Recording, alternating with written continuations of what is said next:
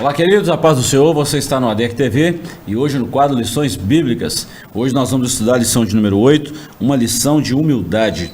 O textual está no Evangelho de João, capítulo 13 e o versículo 15.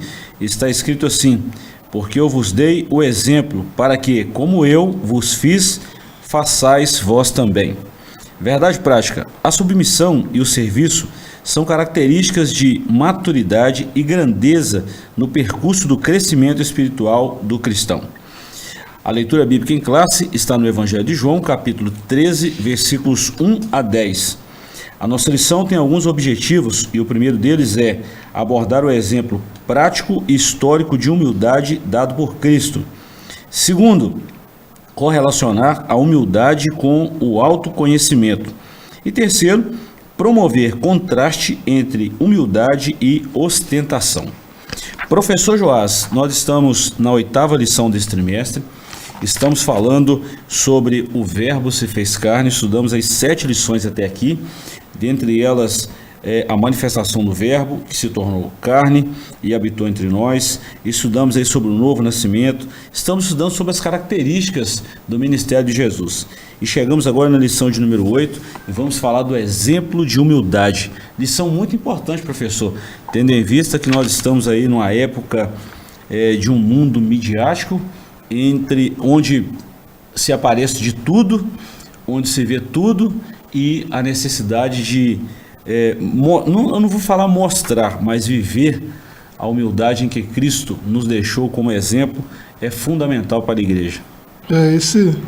Esse exemplo de Cristo, né, que em tudo nos deu exemplo para que nós seguíssemos as suas pisadas, né? Como diz o apóstolo, esse exemplo no estágio final, né, do seu ministério, um dos últimos ensinamentos de Jesus foi esse sobre humildade, né?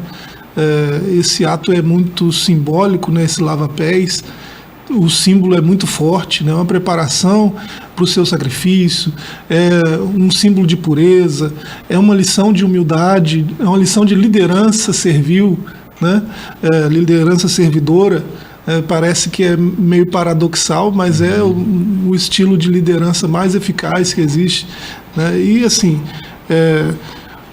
uma das últimas lições do mestre com certeza, sem dúvida, uma das mais importantes lições do mestre, mais urgentes hoje, né? A gente pode dizer isso com muita segurança.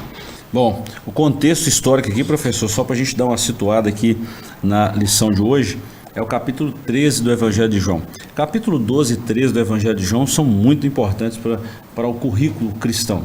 Capítulo 13, a gente vê, por exemplo, Jesus comendo a Páscoa com seus discípulos, instituindo a ceia, né? E tem esse ato do lavar os pés dos discípulos, esse ato de humildade. Logo após, Jesus, no capítulo 13, ele fala pela terceira vez da sua morte, que ele ia enfrentar a cruz, e os discípulos começaram a ficar preocupados. E aí a gente vai ver os próximos capítulos aí, 14, 15, 16, 17, que são as últimas palavras de Jesus, as últimas instruções para os seus discípulos. Mas o foco hoje é o capítulo 13, esse ato de o mestre, o grande mestre, o mestre por excelência, dando esse exemplo de humildade e ensinando os seus discípulos como deve ser discípulo, servindo a igreja, servindo o seu próximo. Isso é maravilhoso. Isso. O primeiro dever cristão é de serviço, né?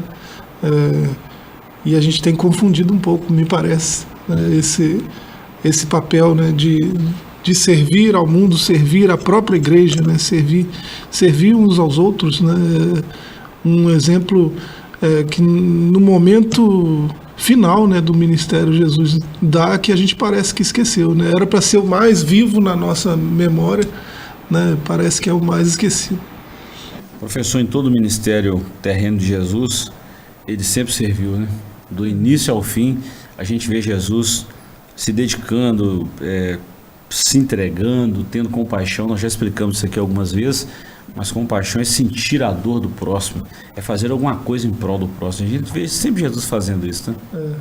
Jesus é o maior exemplo, né, de compaixão, né, que a gente tem nos evangelhos. Então, e aí nesse ponto aí, ele fazendo algo que o servo, né, mais humilde que faria, né, ele vai e toma a frente nisso e até assusta alguns, né? Pedro mesmo se mostra assustado, como assim? O Senhor lavar o meu pé? De jeito nenhum, né? Ele chocava vez ou outra, né, os discípulos com atitudes assim, mas ele está querendo ensinar mais uma vez, né, a lição da humildade.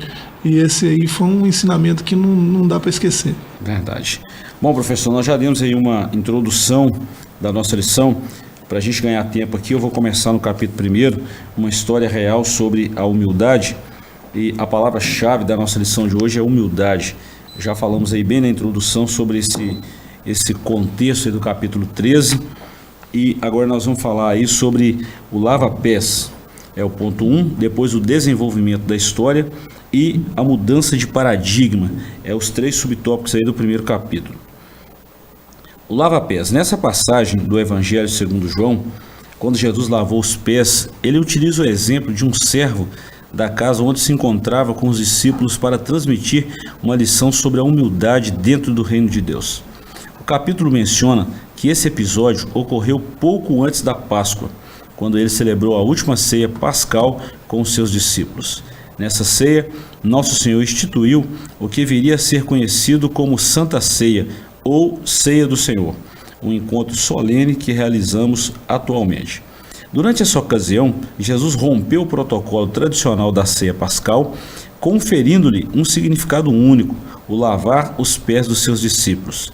Ele ilustra a humildade como uma virtude essencial para os seus seguidores na expansão da igreja pelo mundo. Eu achei esse texto rico em detalhes e principalmente em ações, em atitudes. Pensa, professor, o que era serviço de um servo, num contexto bem histórico mesmo, que é o ponto 2 aqui, a gente vai falar sobre isso, mas só para os irmãos entenderem, quem está ouvindo aí e acompanha o comentário das lições, era serviço de um servo, vamos falar assim, de um mordomo, de um escravo da casa. Pegar e lavar os pés depois de uma longa caminhada diária, os pés sujos, não tinha tanta pavimentação, tanto calçamento igual a gente tem hoje, asfalto, eram estradas não pavimentadas. Então, acontecia de sujar os pés, de ter que ter esse cuidado, uma massagem, algumas especiarias, e Jesus pega uma bacia, ele coloca uma toalha sobre o seu ombro, né, e lava os pés dos discípulos. E alguns deles falam, não, senhor, o senhor não pode fazer isso aqui não. E Jesus falou assim, olha, se você não deixar eu lavar os seus pés, você não tem parte comigo. Era um ato, vamos dizer assim, real, mas tinha um significado, tinha um peso espiritual enorme nessa atitude de Jesus. Jesus estava passando a lição para os seus discípulos, né? Esse cingir-se aí faz parte do símbolo também, né? Uhum. Jesus se cerca, né, de humildade, uhum, né, e é uma atitude dele, né? Cercar-se de humildade, como se humildade tivesse em volta dele, né, algo nesse sentido. E assim, ele chegou a dizer várias vezes, né, tem uma passagem em Marcos 10:45, que ele diz isso, né, o Filho do Homem não veio para servir, para ser servido, mas para servir, né, ele não veio para ser aquele senhor que exige servidão de todos e fica só usufruindo, né, da servidão de todos. Ele veio para servir, né? Ele deixa isso bem claro em todo o seu ministério.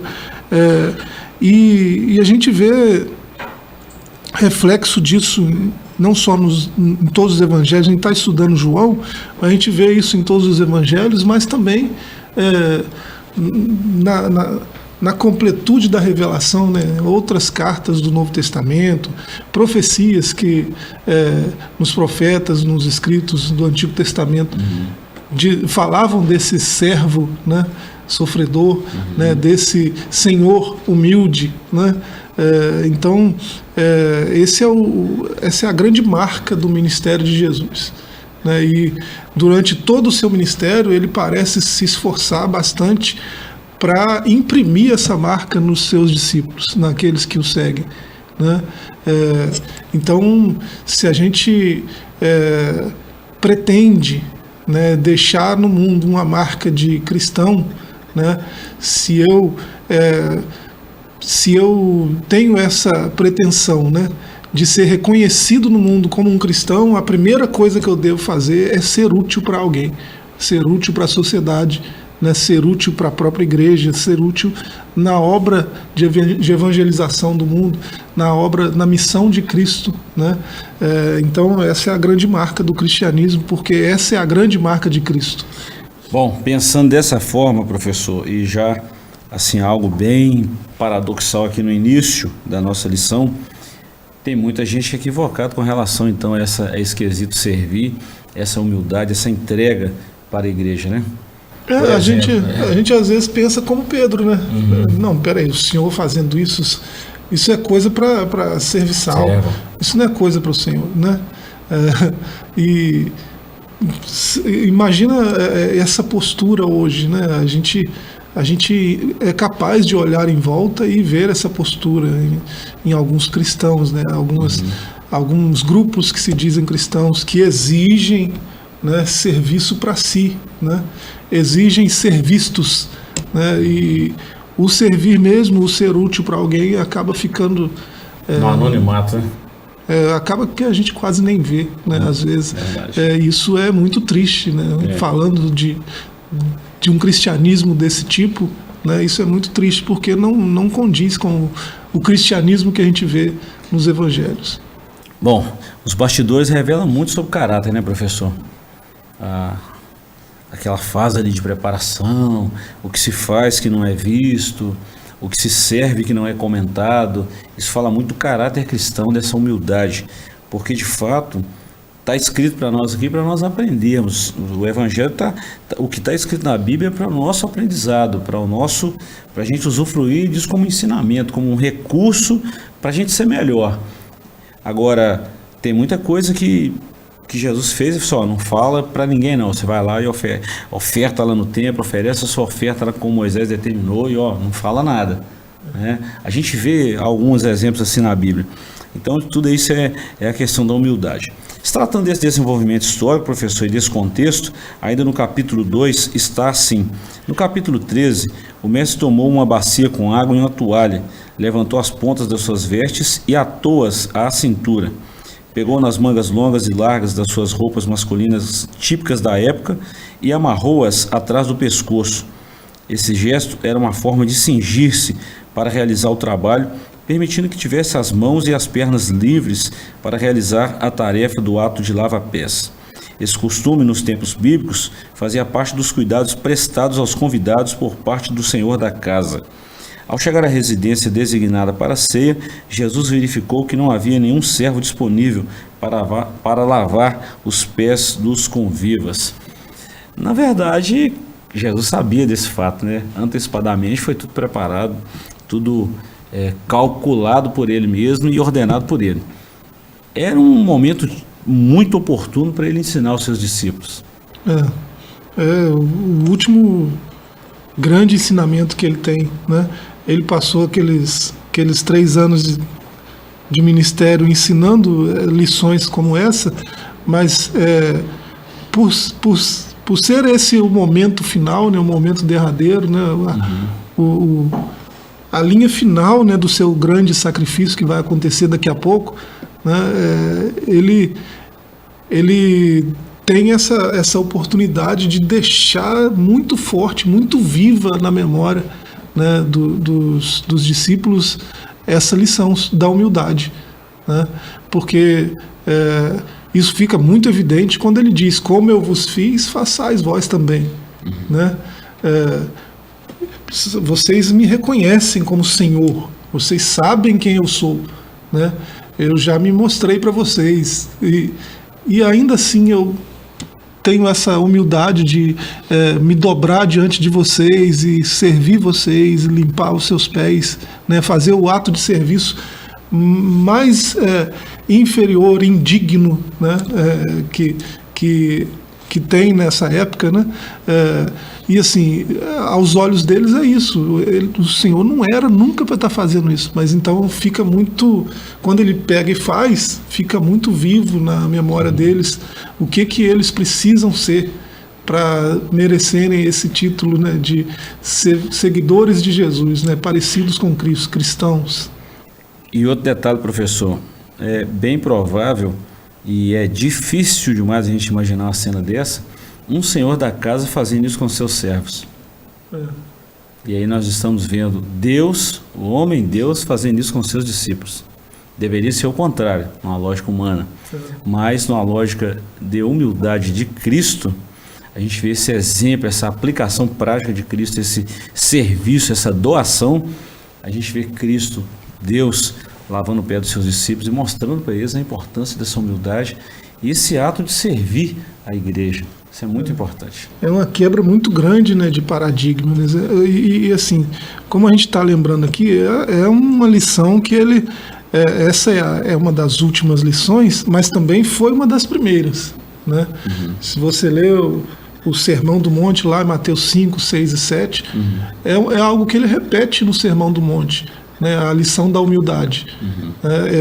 No capítulo 6 ele chega a dizer a partir do verso 3, né, de uma disposição que os discípulos têm de servir, mas não só de servir no anonimato.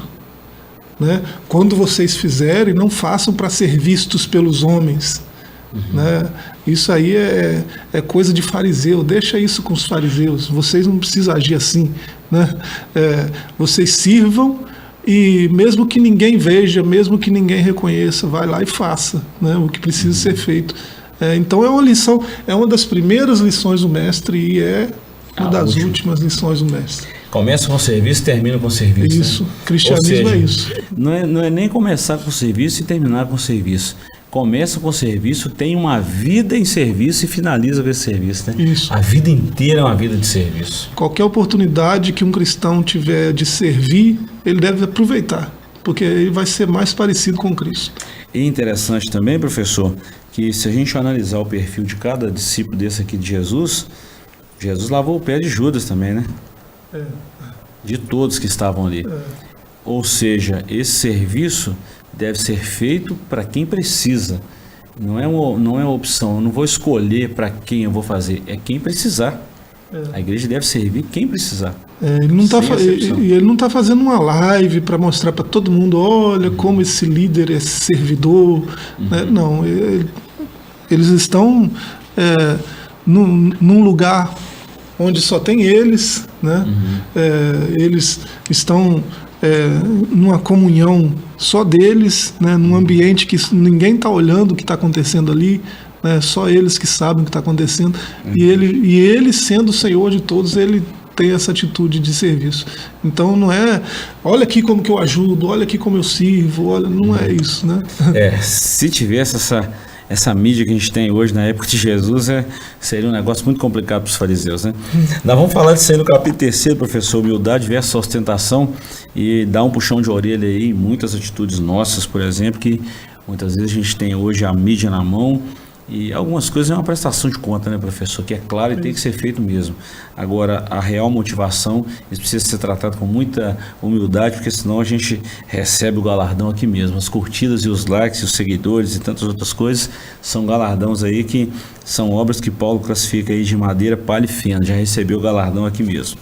Professor, para a gente fechar esse bloco aqui, vamos falar dessa mudança de paradigma que você começou aí.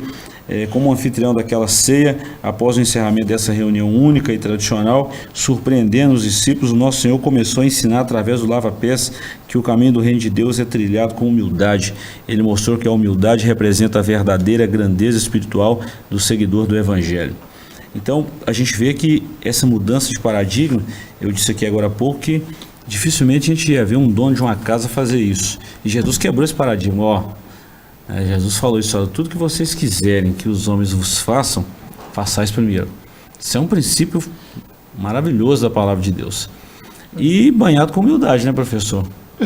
O fato dele fazer dessa forma, né, numa reunião particular, né, com os seus discípulos, a quem ele está ensinando, né, o tempo inteiro sobre humildade, fazer dessa forma, né, pegar um ato de serviço tão comum, né, e tão desprezado, e transformar isso numa lição, isso quebra todos os paradigmas, e a intenção é clara, né?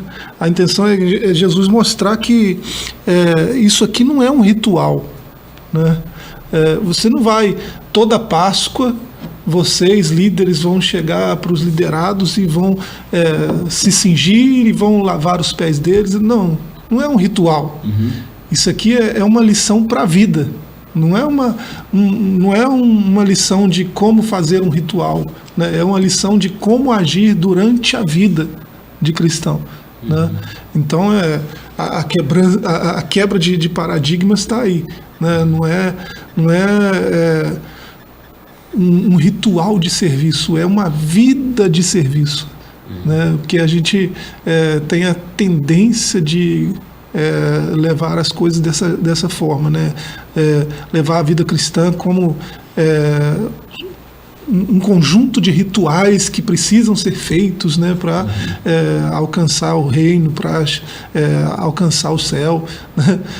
E o cristianismo não é nada disso. O cristianismo é uma vida vivida nos moldes, nos padrões e com Cristo, né?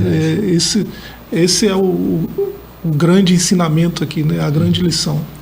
Muito bom. A gente vai dar uma pequena pausa aqui, professor. A gente vai voltar no segundo bloco aí falando que humildade implica autoconhecimento, e a gente precisa saber disso. Isso aqui não é uma linguagem coach, mas é uma linguagem bíblica que a gente precisa conhecer aquilo que a gente está fazendo. E finalizamos aí com humildade versus ostentação. Nós vamos para um pequeno intervalo, voltamos já com o segundo bloco e falaremos desse tema que acabei de citar aqui. Não sai daí que voltamos já.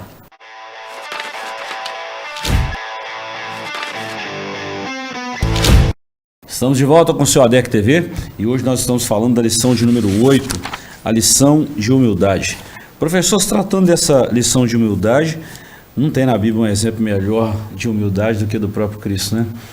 Com certeza. Quando Paulo escreve aos Filipenses, capítulo 2, eu sempre cito esse texto e a carta de Paulo aos Filipenses, na verdade todas as epístolas paulinas, mas essa de Filipenses, eu amo essa epístola pelo fato de trazer essa humildade vivida por Cristo, dizendo que no capítulo 2, que ele se esvaziou, tomou a forma de servo, foi obediente até a morte de cruz, mas também diz que Deus deu a ele um nome que é sobre todo nome, onde todo joelho vai ter que se dobrar e toda língua vai ter que confessar que ele é o Senhor.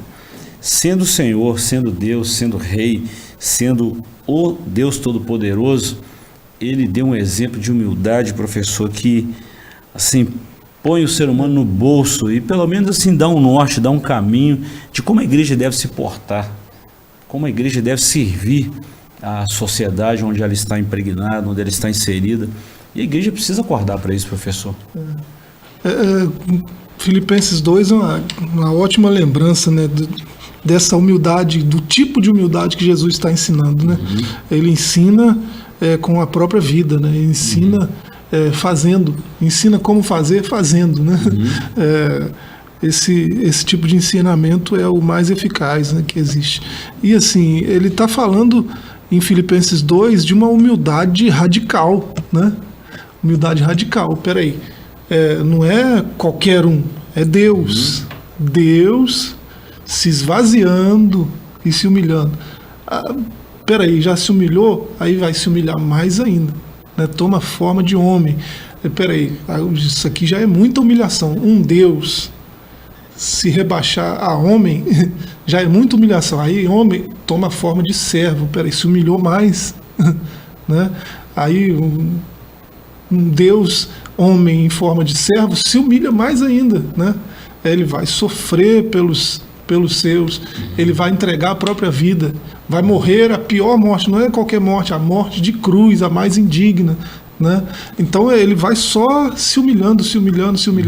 Então essa humildade que Jesus ensina é uma humildade radical, né? Não é qualquer tipo de humildade, uma humildade radical. E essa humildade radical não pode acontecer, não pode porque é impossível, não pode. Né? É impossível alguém ser humilde nesse nível se não tiver o amor de Cristo. Né?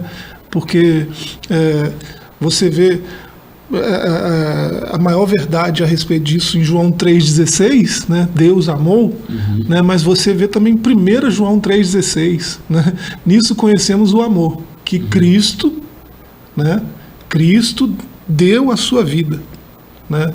Em nosso favor, e nós devemos dar a nossa vida em favor dos outros, né? Irmãos nossos.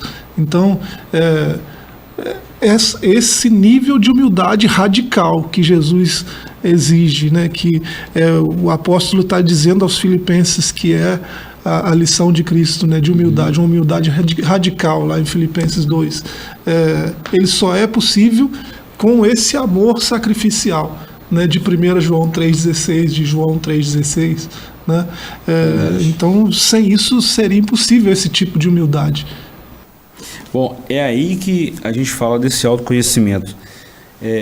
Nós já falamos aqui, sem mesmo ler e citar, conhecendo a própria natureza. Jesus tinha plena consciência de quem ele era.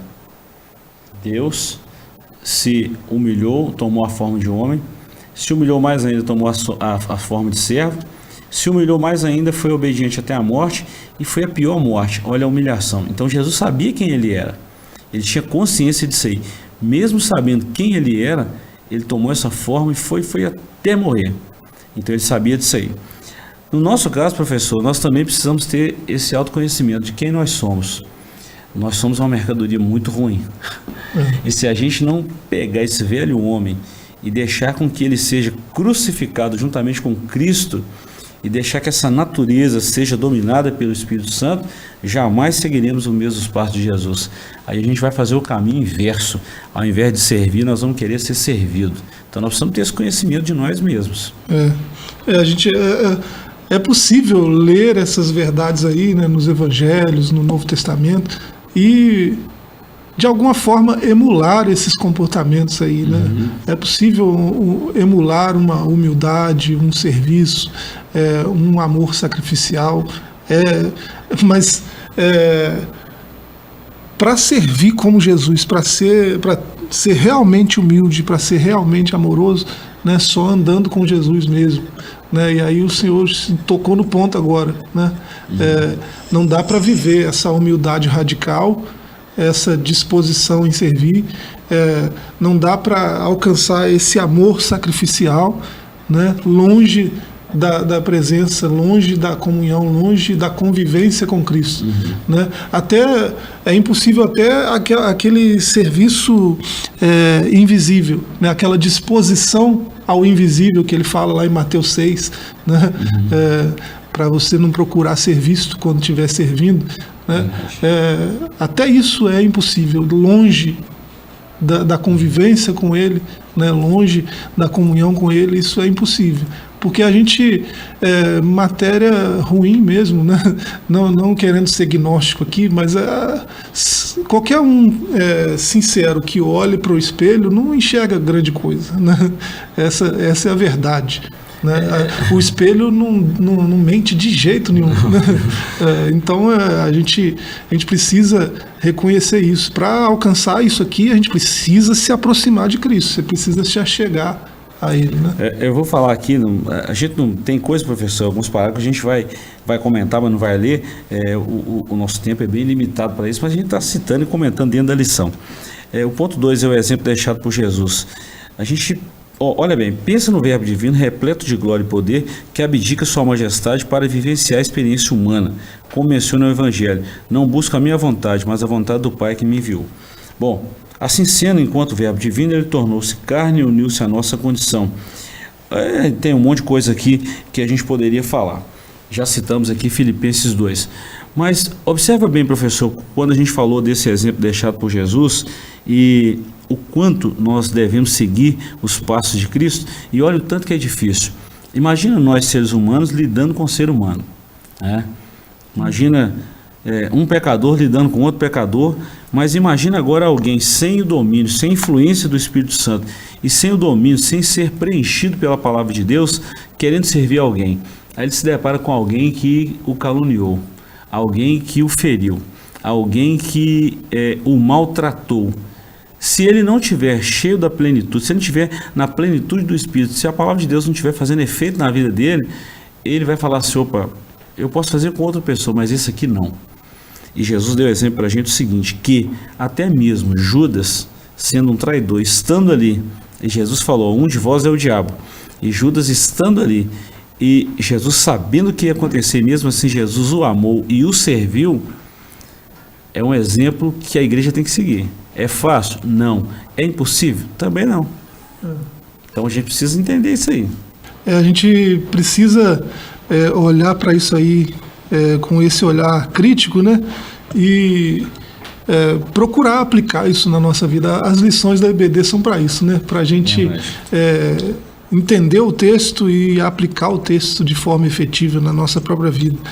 E o que a gente vê, né, com tudo isso que a gente está lendo aí na lição, é que a verdadeira grandeza do Evangelho está no serviço, né?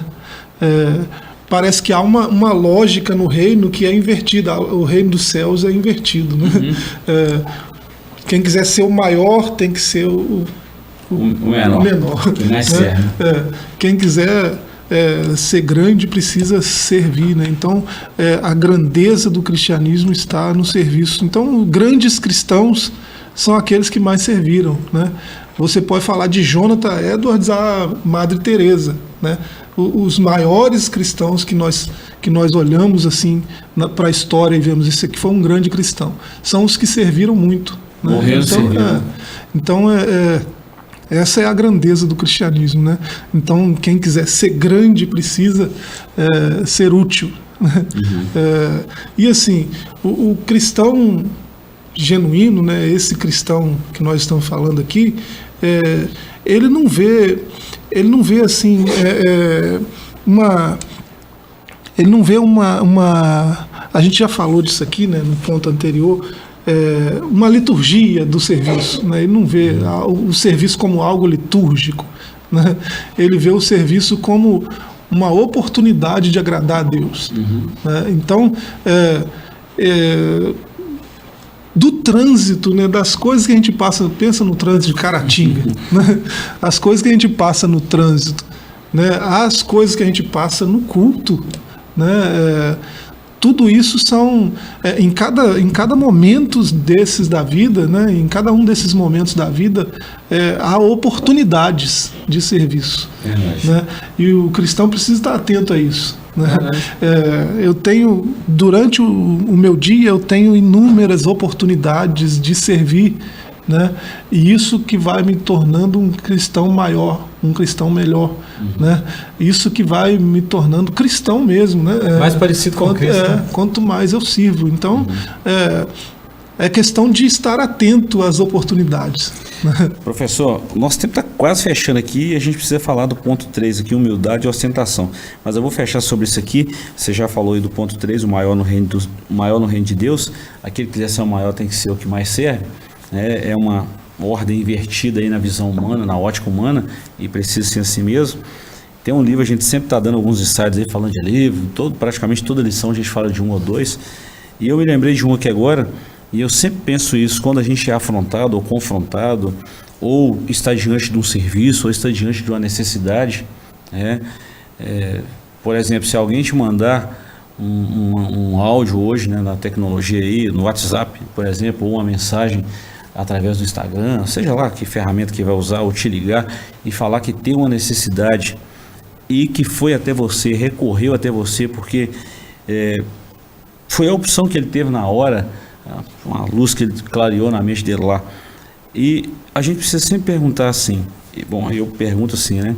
Eu lembrei desse livro. Se fosse Jesus, o que ele faria? Em seus passos, o que faria Jesus? Ele atenderia, mesmo sendo fora de hora? Ele atenderia uma ligação? Ele faria uma visita fora de hora? Ele iria orar por alguém fora de hora?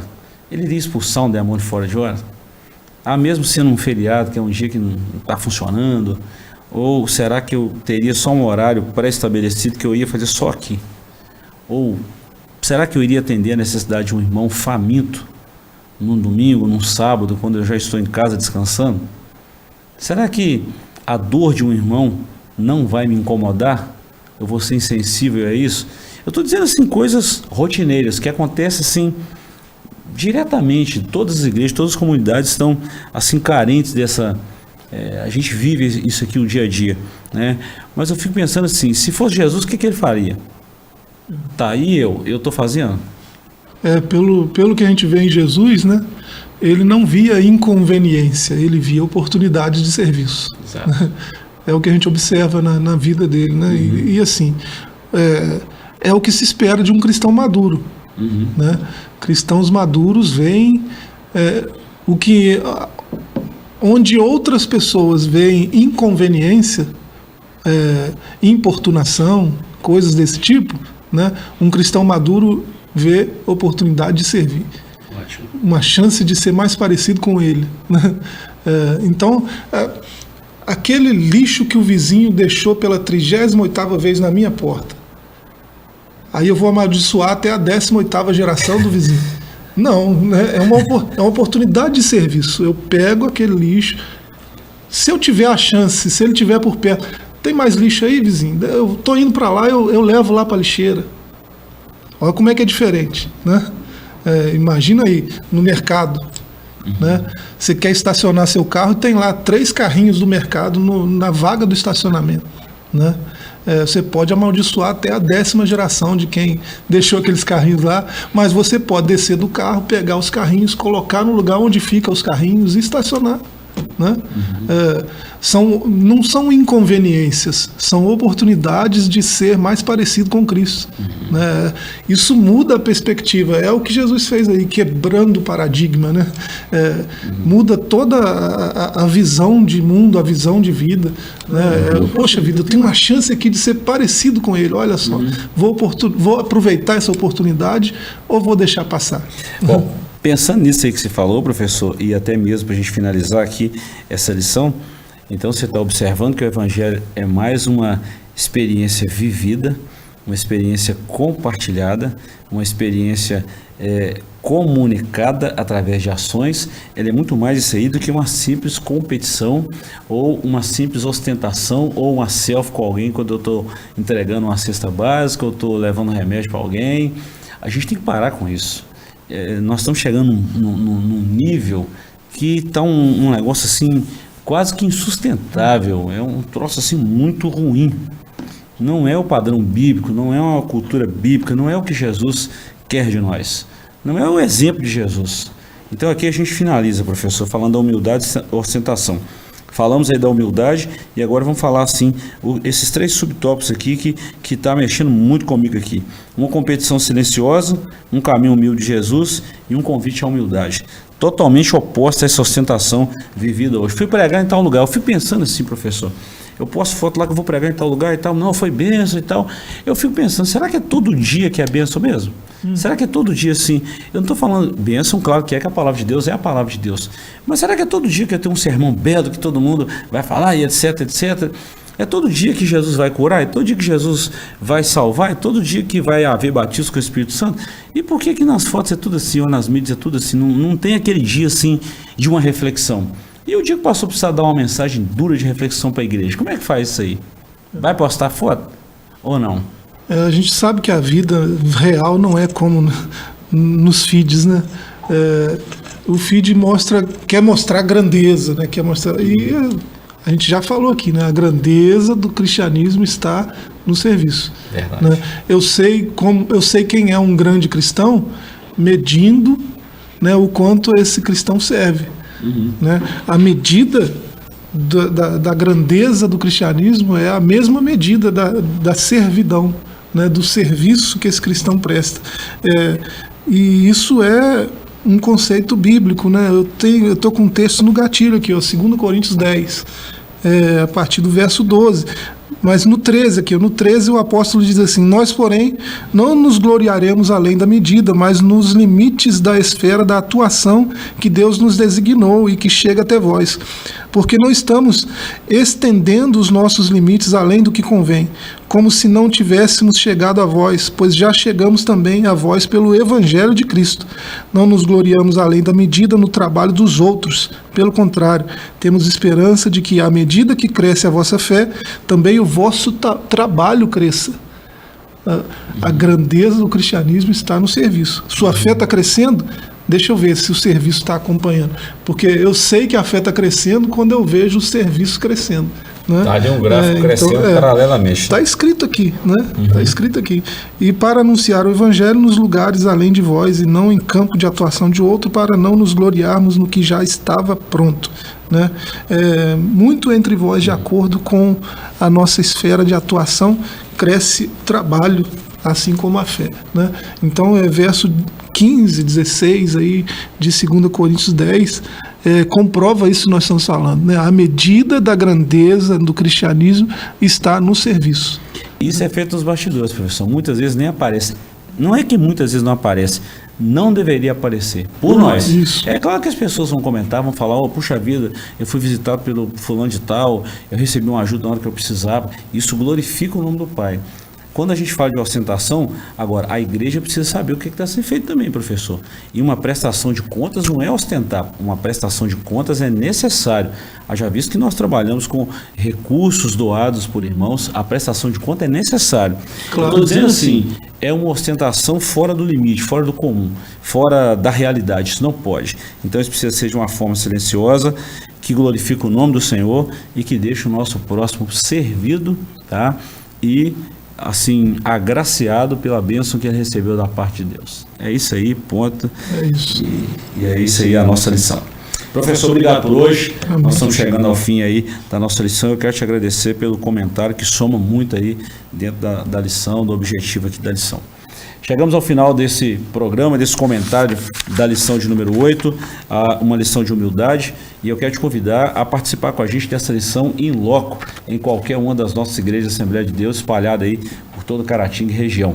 Domingo, de 8 às 10 da manhã, você é o nosso convidado. Até lá e até o nosso próximo programa, falaremos da lição de número 9. Deus te abençoe e um abraço.